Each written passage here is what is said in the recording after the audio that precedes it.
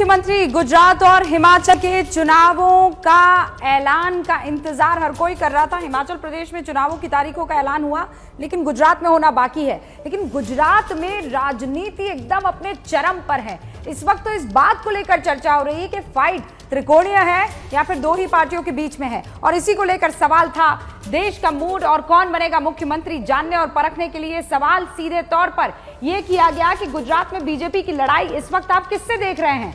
आम आदमी पार्टी से 46% लोग देख रहे हैं, यानी बीजेपी वर्सेस आम आदमी पार्टी 46%, बीजेपी वर्सेस कांग्रेस मानते हैं 40% लोग, और पता नहीं कहने वाले 14% के आसपास दिखाई दे रहे हैं। सारे खास मेहमान हमारे साथ इस मसले पर बात करने के लिए जुड़े हुए हैं। खालिद अख्तर साहब, ये जो 40 और 46 का जो अंतर है, ये बहुत बड़े लेवल पर है या फिर वाकई ये 46 एक नए राजनीतिक समीकरण की तरफ इशारा कर रहा है? देखिए, जो ये डाटा है और जो अभी हमने कुछ दिन पहले गुजरात का ओपिनियन पोल सर्वे भी चलाया था, उससे दोनों चीज़ों से, दोनों के डाटा देख करके ये चीज़ तो एक आ रही है कि जो वहाँ की सियासत में जो एक तब्दीली है वो ये है कि बाइपोलर से ये ट्रायंगुलर हो रही है। और आम आदमी पार्टी, बीजेपी और आम आदमी पार्टी, ये दोनों पार्टियां सबसे ज़्यादा एग्रेसिवली वहाँ पे इलेक्शन कैंपेन कर रही हैं, जिसकी वजह से ये आपको ये डाटा दिख रहा है कि ज़्यादातर लोग मान रहे हैं कि लड़ाई आम आदमी पार्टी से बीजेपी की ज़्यादा दिख रही है बनिस्बत कांग्रेस के। मैं ये नहीं कहूँगा कि कांग्रेस वहाँ पे ख़त्म हो रही है या कांग्रेस बिल्कुल वहाँ पे ज़मीन पे है ही नहीं। देखिए, अभी एक आर्टिकल मैं पढ़ रहा था जिसमें एक जो फर्स्ट लाइन थी कांग्रेस के बारे में गुजरात में, वो थी कि Congress party in Gujarat is a party with death wish. उसकी वजह यह है कि भाई अगर आप 2017 के नतीजों से कंपेयर करें अभी के ओपिनियन पोल को, तो 2017 में जो टॉप लीडरशिप थी राहुल गांधी, गुजरात के चारों इलाकों में उन्होंने 3-3 दिए थे, तकरीबन 12 दिन वहां पे उन्होंने बिताए थे। हाँ। उसका नतीजा ये हुआ था कि पहली बार जब से गुजरात में बीजेपी की सरकार बनी थी, बीजेपी वहां पे 100 सीटों से कम आ गई थी। अभी भी पैन इंडिया लेवल पे हमारे सर्वे में ये आता है कि वोट्स को खींचने में कांग्रेस लीडरशिप में सबसे ज़्यादा जो कुव्वत है वो राहुल गांधी की है। हाँ। और ना जाने क्यों इस वक्त जो है वो अपना सबसे बड़ा पॉलिटिकल एम्बिशियस प्रोग्राम तो चला रहे हैं, लेकिन गुजरात में नहीं जा रहे हैं। गुजरात में कोई पैन स्टेट लेवल पे इनकी स्ट्रांग लीडरशिप है नहीं, और ना ही जो टॉप लीडरशिप है उसका कोई जमीन पे उस तरह का एग्रेसिव इलेक्शनरिंग का कैंपेन चलता हुआ दिख रहा है जिस तरह से प्रधानमंत्री नरेंद्र मोदी जी का, बीजेपी का और आम आदमी पार्टी का। अगर आप प्रधानमंत्री जी की बात करें तो जो पिछले जो विधानसभा चुनाव के जो नतीजे आए थे, हाँ, मार्च में 10 मार्च को, उसमें से 5 राज्यों में से 4 राज्यों में बीजेपी की सरकार बनी। नेक्स्ट डे पीएम वहां पे गुजरात में शो कर रहे थे, और तब से अब तक तकरीबन 8 बार जा चुके हैं, और अभी लगातार वो 3 दिन थे, और केजरीवाल वहां पे लगातार अप्रैल से वहां पे जाकर के अपनी मीटिंग्स कर रहे हैं। कंपैरिजन में अगर आप देखें तो कांग्रेस की कौन सी टॉप लीडरशिप है जो वहां पे अच्छे खासा ऑर्गेनाइजेशनल स्ट्रक्चर होने के बावजूद, अच्छे खासे वहां पे इनके 77 एमएलए जीते थे, शायद 15 या 17 छोड़ के चले गए, लेकिन अभी भी 60 के आसपास एमएलए हैं। इतने ज़्यादा इनके नुमाइंदे वहाँ होने के बावजूद क्यों नहीं ज़मीन पे कैंपेन कर रहे हैं, वो समझ में नहीं आ रहा। इसीलिए मुझे वो लाइन इनकी पार्टी के लिए सबसे सही लगती है, that Congress party in Gujarat is a party with death wish. और ऐसे में तो मुझे मल्लिकार्जुन खड़गे जी की वो लाइन ज़्यादा याद आ रही है कि बकरीद में बचेंगे तब तो मुहर्रम में नाचेंगे। हालांकि मुहर्रम में आप नाच नहीं सकते हैं, खड़गे साहब शायद वो गफलत में बोल गए। लेकिन अभय दुबे जी, कांग्रेस वाले, अभी आपका रुख नहीं कर रही हूँ, मैं आऊंगी, बड़ी बात आप ही के लिए है ये पूरा का पूरा। लेकिन अभय दुबे जी अभी जो राजनीतिक विश्लेषक है, सर रुकिए ना, आपके नाम के लिए ही एक बार उनको अपना ओपनिंग रिमार्क दे देने दीजिए, फिर मैं आपके पास आऊंगी। नहीं, मैं तभी आपका रुख करूंगी जब आपके हमनाम इजाजत देंगे। ऐसा मत कीजिए ना अभय दुबे जी। जी पूछिए। हाँ। अच्छा अभय जी, जी कांग्रेस वाले नहीं, अभय दुबे जी विश्लेषक। पूछिए। हाँ, अभय दुबे जी, ये जो अभी खालिद भाई कह रहे हैं, उसमें कितनी पॉइंट की बात है कि सारा का सारा मजमा पहुंच गया है गुजरात में, हिमाचल प्रदेश में दौरे हो रहे हैं। ये कांग्रेस एक अलग ही दिशा में क्यों चली जाती है? मतलब क्या स्ट्रैटेजी, कोई तो हमको समझा दे, कहां बन रही इनकी स्ट्रैटेजी मार्स पे? देखिए, खालिद भाई ने जो बात कही है उसमें कुछ जोड़ते हुए, और शशि जी ने जो पहले कहा था उसके साथ जोड़ते हुए मैं ये कहना चाहूँगा कि आम आदमी पार्टी का पहला लक्ष्य किसी भी नई पार्टी का ये होगा कि जो सरकारी पार्टी है उसके खिलाफ जो वोट हैं उसमें अपनी पहले जगह बनाए। उनको ज्यादा से ज्यादा वोटों को अपनी ओर खींचे।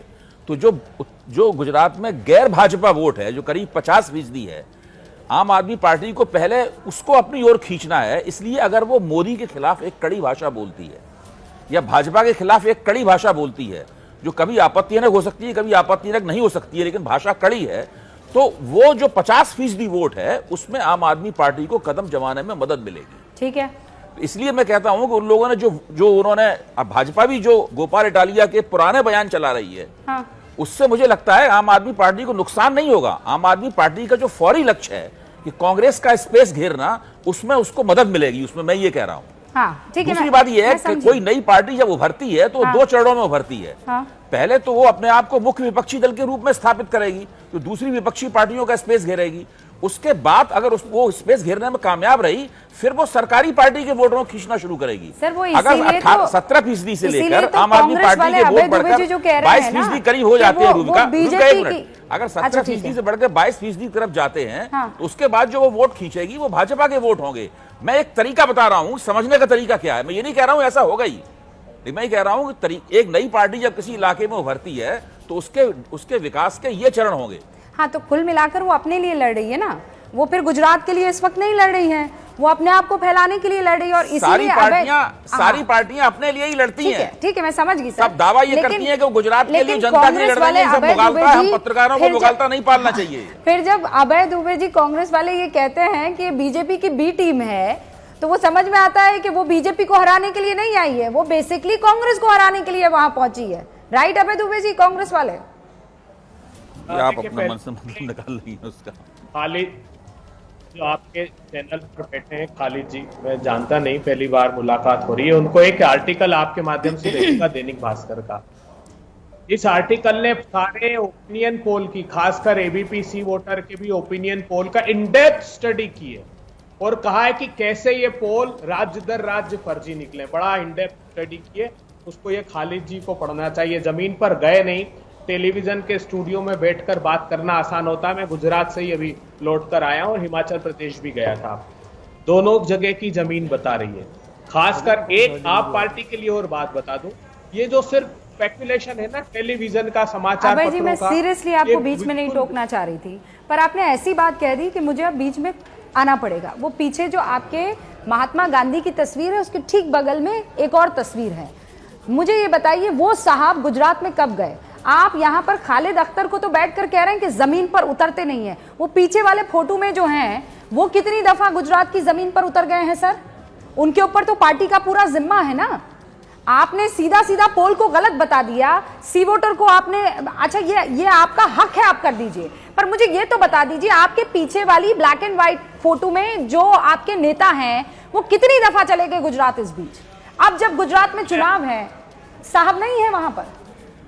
मैं आपको थोड़ा सा दुरुस्त कर दूं, मैंने नहीं, दैनिक भास्कर ने कोड करके बताया, आर्टिकल भेज दूंगा आपको। इन डेप्थ स्टडी की है, एक लंबा चौड़ा आर्टिकल है, उसमें दूसरे चैनल्स के भी ओपिनियन पोल है, लेकिन बहुत ही टेक्निकल स्टडी उन्होंने की है, उसको देखना चाहिए। दूसरी बात रही कांग्रेस पार्टी की, तो जगदीश ठाकुर प्रदेश कांग्रेस के अध्यक्ष हैं, वहां उनके नेतृत्व में कांग्रेस पार्टी दृढ़ता से चुनाव लड़ रही, मुद्दों पर चुनाव लड़ रही है। मैं तो आपको बता रहा हूं कि भीषणतम भ्रष्टाचार परोसा हुआ है पूरे देश में, नहीं गुजरात में भी। गुजरात का कोल स्कैम उठाकर देख लीजिए, गुजरात का भर्ती घोटाला उठाकर देख लीजिए, वहां जनता में यही चर्चा है। सबसे बड़ी चर्चा महंगाई की है, और वो आश्वस्त हैं, जो 1,38,00,000 लोग बिजली के उपभोक्ता हैं, वो आश्वस्त है 300 यूनिट अभी भी आपने मेरे सवाल का जवाब नहीं दिया। पीछे लगे फोटो में जो आपके नेता हैं, नाम गांधी, राहुल गांधी हैं, वो गुजरात में कितनी दफा गए? अख्तर साहब से तो आपने पूछ लिया कि जमीन पर आप उतरे नहीं, और आपने माहौल बना दिया है कि और बता दूं आपको, ये जब आप आक्षेप लगा रहे थे तो अगला सवाल भी आपको पहले सुन लेना चाहिए था। वो सवाल शायद आपके फायदे का सवाल है, और शायद अब खालिद अख्तर जो हैं वो स्टूडियो से फौरन बाहर पहुंच चुके होंगे। जैसे ही घड़ी का काटा दोपहर 2:30 पे आए, बबीता जी का दिल सास बहू साजिश के लिए मचल जाए। और ये है इनकी बहू, पूरे दिन ऑफिस की टेंशन हो जाए गॉन जब ये करें अपना फेवरेट शो फ्री टाइम पे ऑन। इनकी तरह आप भी देखें अपना फेवरेट शो अपने टाइम पर, और डाउनलोड कीजिए एबीपी लाइव ऐप अपने स्मार्ट टीवी पर।